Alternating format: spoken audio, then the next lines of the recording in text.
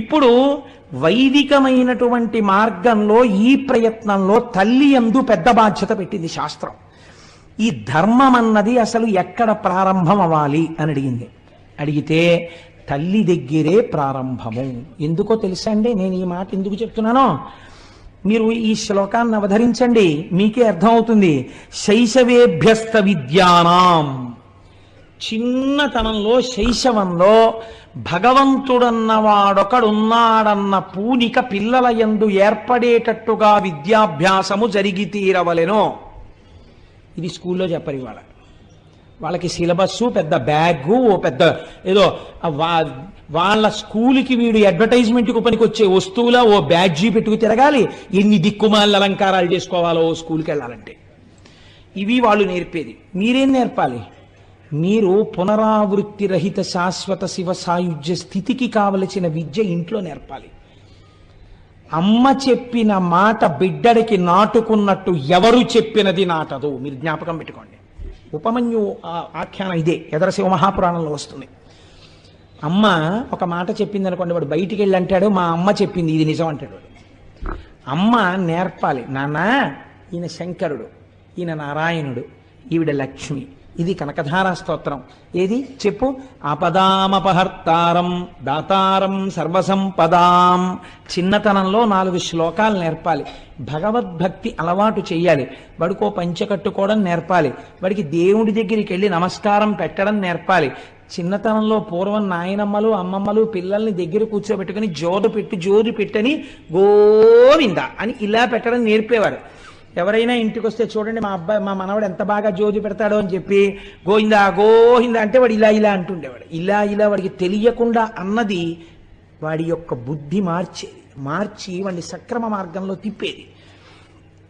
మనం ఇవాళ TV serial వాడికి కూర్చోబెడతాం. ఏమిటి వస్తుంది వాడికి? బుద్ధి రమ్మంటే. కాబట్టి ధర్మమునకు ప్రాతిపదిక ఎక్కడ పడుతోంది? శైశవేభ్యస్తు విద్యానాం యవ్వనే విషయైషిణాం. నువ్వు ఎంత జాగ్రత్త పరుడవైనా ఇంద్రియములు బలిష్టములు. కాబట్టి బలిష్టమైన ఇంద్రియములు కోరుకునేటటువంటి సుఖములేవి ఉన్నాయో వాటిని పరమ ధర్మబద్ధంగా అనుభవింపచేసి ఆ సుఖములు కాదన్న వైరాగ్య బుద్ధిని సంతరించుకోవడానికి ధర్మపత్నిని స్వీకరించి కామమును ధర్మబద్ధమైన కామము చేత ధర్మబద్ధమైన అర్థముగా సంతానమును పొందు. కాబట్టి విషయ సుఖములను కూడా ఈశ్వరుడి వైపుకి తిప్పింది శాస్త్రం. కాబట్టి ఇప్పుడు ఏం చెయ్యాలి? యవ్వనే విషయేషిణాం, యవ్వనమునందు విషయముల చేత విషయములనబడేటటువంటి విషము కలిగిన పాముల చేత కాటువేయబడకుండా ఆ సుఖములను ధర్మపత్ని యందు పొంది అర్థమును పొందు. వార్ధకే మునివృత్తీనాం, నువ్వు వృద్ధాప్యంలోకి వచ్చేశాక కూడా తాళాల గుత్తి కోసం వెంపర్లాడవద్దు.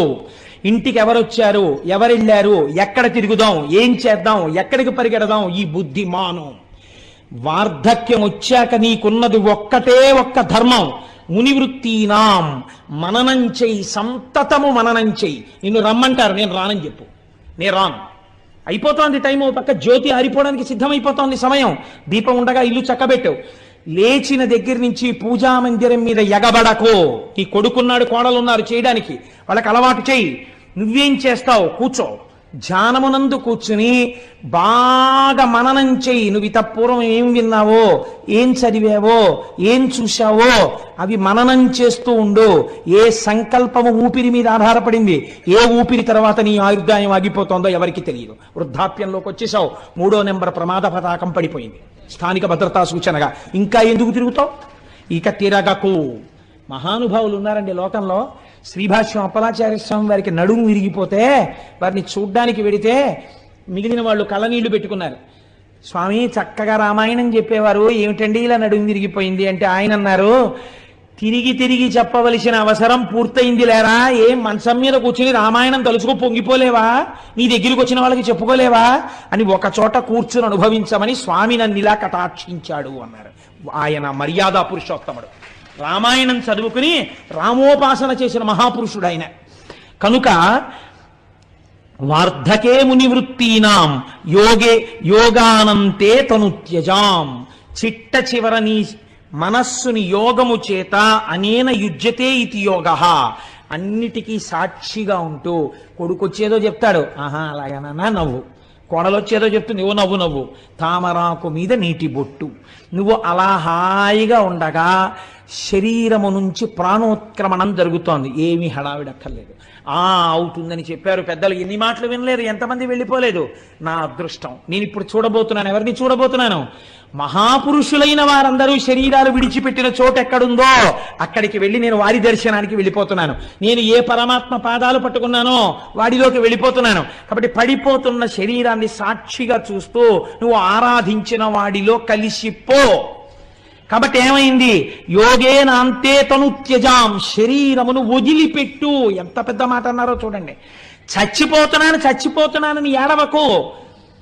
ఓ ఉత్తరీయాన్ని తీసి రాత్రి ఇంటికి వెళ్ళిపోయిన తర్వాత అలా దండెం మీద బారేసినట్టు, ఫలహారమో రాత్రి భోజనమో అయిపోయిన తరువాత నీ మీద వేసుకున్న ఉత్తరీయాన్ని వదిలిపెట్టేసి పడుకోవడానికి ఓ తేలిక బట్టను ఎలా కట్టుకుంటావో అలా మళ్ళీ పొద్దున్న లేచి స్నానం చేసే ముందు ఆ తేలిక వస్త్రాన్ని వదిలేసినట్టు అయిపోయింది ఈశ్వర, దీనితో ప్రయోజనాన్ని సిద్ధింపచేశావు, నన్ను అనుగ్రహించావు అని ఈశ్వరుడిలోకి చేరుతూ దీన్ని వదులు. దీనికి ధర్మం పట్టుకో. ధర్మం తప్ప వేరొక మార్గం లేదు. ఇదే శాబ్దిక ప్రమాణమైన వేదము.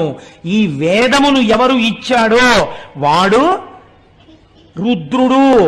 ఆ రుద్రుడు ఏమి చేస్తూ ఉంటాడు మన చేత అంటే, ఈ శాబ్దిక ప్రమాణమైనటువంటి వేదము చేత ప్రతిపాదింపబడినటువంటి ధర్మము మనకి బాగా అర్థమయ్యేటట్టుగా ఆ శివుడే ఒక గురు రూపంలో వచ్చి చెప్పి మన మనస్సులను మార్చి పరమాత్మ వైపుకి అడుగులు వేసేటట్టు బుద్ధిని చక్కదిద్దినాడు. కాబట్టి ఇప్పుడు ఎవడు రుద్రుడు? వాడే వీడు. వాడు రుద్రుడై ఉన్నాడు.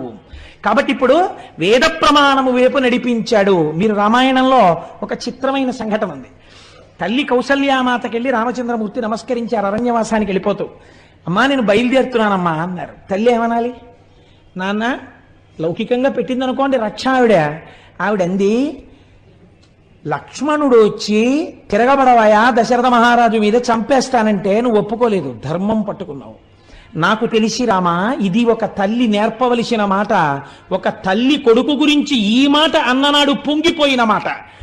ఒక తల్లి ఏ లోకంలో ఉన్నా ఎప్పుడు సంతోషిస్తుందో తెలుసా అండి? ఏ తల్లి కన్న బిడ్డడవో నయ్యా, నిజంగా ఇంత గొప్పగా ప్రవర్తిస్తున్నావు, ఎంతమందిని సంతోషపెడుతున్నావయ్యా అన్ననాడు ఆ తల్లి సంతోషిస్తుంది. ఏ లోకంలో ఉన్నా మృత్యుబాధను అనుభవించి నేను వీడిని ప్రసవించినందుకు వీడు నా పేరు నిలబెట్టాడని నా కన్న కడుపు సార్థకమైందంటుంది. కౌసల్యా లోకభర్తారం సుషుభేయం మనస్వినీతం మమార్థం సుఖం పృచ్ఛా శిరసా చాభివాదయా అంది సీతమ్మ తల్లి సుందరకాండలో. అందరూ తల్లులు బిడ్డల్ని కన్నారు వాళ్ళ కోసం. మా అత్త కౌసల్య అలా కన్లా, లోక కళ్యాణాన్ని తీసుకురాగలిగిన రామచంద్రమూర్తిని కంది. అటువంటి బిడ్డని కన్న మా అత్త కడుపుకి నమస్కారం అని చెప్పింది. అందుకని తల్లికి తెలుసు రామచంద్రమూర్తి ఎంత ధర్మం పట్టుకుంటాడో.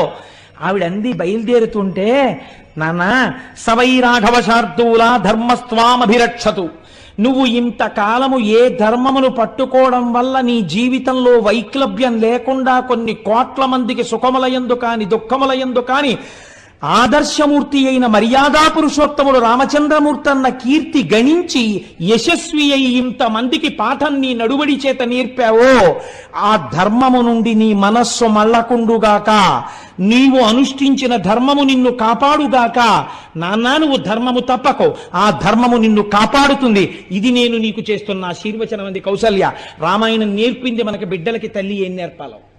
కనుక ఈ ధర్మము వైపుకి మనస్సు నడిచేటట్టు చెయ్యగలిగిన వాడెవడో, శాబ్దిక ప్రమాణమైన వేదములోనున్న ప్రమాణమును నేర్పి మన మనస్సులను మార్చిన వాడెవడో వాడు రుద్రుడు. వాడి చేత పట్టుకున్న పినాకమది, దాని వింటి నారి శబ్దములే వేదములు. కాబట్టి ఇప్పుడు ఆ శాబ్దిక ప్రమాణములే వేదములు. ఆ వేదము మనల్ని ధర్మ మార్గంలో నడిపించడానికి వచ్చింది. ఆశ నీ ప్రయత్నం అక్కర్లేదు, వెంబడబడి తిరుగుతుందండి ఆశ. మిమ్మల్ని ఎలా పట్టుకులాగి, అందుకే ఆశా పాశము అన్నారు దాన్ని. తాడేసి లాగేసినట్టు లాగేస్తుంది ముందుకు వెళ్లకుండా. ఆశ ఎంత దారుణంగా ఉంటుందో ప్రమాచార్య స్వామి మాట చెప్తుండేవారు. ఒక దరిద్రుడికి మామిడి పండు తినాలనిపించింది. ఎంత చిత్రంగా ఉంటాయో చూడండి. ఆఖరికి రాక రాక మామిడి పళ్ళ సీజన్ వచ్చింది. ఎవడిస్తాడు వాడికి మామిడి పండు?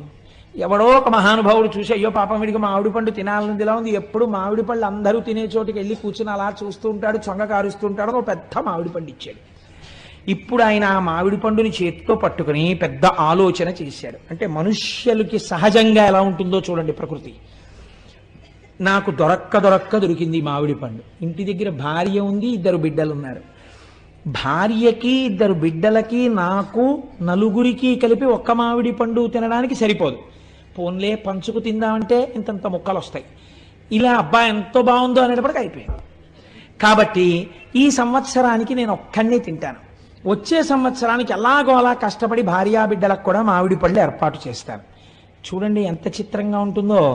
తను తినాలన్న దగ్గర భార్యా బిడ్డల్ని కూడా పక్కన పెట్టగలిగాడు. ఇప్పుడు తినచ్చు కదా పోనీ ఒక్కడు. ఇన్నాళ్ళు వీడు పాపం ఎప్పుడు పాపం ఏం తింటాడండి, పిచ్చాడు, దరిద్రుడు అనేవారు నన్ను. 10 మంది చూస్తూ ఉండగా నేను ఈ మామిడి పండు తినాలి. అయితే అందరూ నన్ను చూసి అబ్బో ఆయన మామిడి పండు తింటున్నాడండి, ఎంత మంచి మామిడి పండు, ఎక్కడ కొన్నాడో పరకంటే ఈయనకి ఏదో ఐశ్వర్యం వచ్చింది అనుకోవాలి. కాబట్టి నేను ఇప్పుడు ఈ మామిడి పండుని అందరూ చూస్తూ ఉండగా తింటాను అని ఒక అరుగెక్కి కూర్చుని బాగా జనం వచ్చే వరకు చూశాడు. అందరూ వచ్చే వరకు మామిడి పండు ఇలా తిప్పాడు. నిజంగానే ఆశ్చర్యం వేసింది అందరికీ, ఏమిటి ఇంత మామిడి పండు ఉంది వీడి చేతిలోని. ఇప్పుడు అందరూ చూస్తుండగా తిందామని ఆ మామిడి పండుని ఇలా కొరికి అన్నాడు. అది చేతిలోంచి జారి కిందనున్న బురదలో పడింది. ఎంత అక్కడున్నాడో అంత కిందకి వెళ్ళాడు. ఇప్పుడు ఆ మామిడి పండుని వదలలేడు. తీసి కడిగైనా తినేద్దామని ఉంది. తీసి కడిగితే వీళ్ళందరూ ఏమనుకుంటారు? ఇప్పుడు ఎవరు చూడాలనుకున్నవాడో వాళ్ళే ప్రతిబంధకం అయ్యారు. తీసి కడగడమా, ఇలా ఊరుకోవడమా? గట్టిగా చెంచాడు రసం తాగలేదే, పండు పడిపోయింది కింద, ఏం చేయడం అని ఆలోచిస్తున్నాడు. పంది వచ్చి ఎత్తుకుపోయింది. అయిపోయింది మామిడి పండు. ఆ వచ్చే సంవత్సరానికి మళ్ళీ దొరికితేను. ఇంత ఆశాపాశములు, ఇది ఒక దృష్టాంతం. ఇలాంటి ఆశాపాశాల్లో మనం ఎన్నింటితో తిరుగుతున్నాం మీరు చూడండి. సాధారణంగా ఒక మాట వినపడుతుంటుంది మనకి ఇళ్లల్లో. ఎక్కడికైనా వెళ్ళినప్పుడు వాళ్ళ ఇంటికి ఫంక్షన్కి వెళ్తున్నాం కదా, అదేంటి ఇలా పెడితే ఏం బాగుంటుంది, ఈ చీర కట్టుకోనా బాబాయ్, వాళ్ళ మీద ఎందుకు, ఈ ప్యాంట్ వేసుకోనా అంటే నా మీదే కదా, ఈ ప్యాంట్ వేసుకోనా, ఈ షర్ట్ వేసుకోనా, ఇలా బెల్ట్ పెట్టుకోనా, ఇలా టక్ చేసుకోనా, ఇలా స్ప్రే కొట్టుకోనా, అదేంటి మంచి గాడీ డిజైన్ ఉన్న షర్ట్ వేసుకోనా, ప్లెయిన్ షర్ట్ బాగుంటుందా, ఫుల్ హ్యాండ్స్ వేసుకోనా, హాఫ్ హ్యాండ్స్ వేసుకోనా, ఇన్ని అడుగుతాడు. బ్రాస్లెట్ చెస్ట్లో ఉందా, లాకర్లో ఉందా, ఇంట్లో ఉందా, ఓసారి పెట్టుకోనా. బ్రాస్లెట్ పెట్టుకుని ఫుల్ హ్యాండ్స్ వేసుకుంటే కనపడుతుందా, హాఫ్ హ్యాండ్స్ వేసుకుని బ్రాస్లెట్ వేసుకోనా. ఇన్ని దిక్కుమాల ఆలోచనలండి. దీనికి ట్రైనింగ్ కావాలండి. మీకు ఎవడైనా వచ్చి చెప్పాలండి, నేర్పాలా? సహజంగా వస్తాయి. ధర్మం వైపుకి అడుగు పడాలంటే ఈశ్వరానుగ్రహం ఉండాలి. నా ప్రవర్తన ధార్మికంగా ఉందా అని చూసుకోవడానికి నీకు లోపల కలేజా రావాలి. ఆ కలేజాకి, అటువంటి ధార్మిక ప్రవర్తనకి ఈశ్వరానుగ్రహం కావాలి. అలాంటి అనుగ్రహం ఇచ్చి నడిపించేవాడెవడో వాడు రుద్రుడు.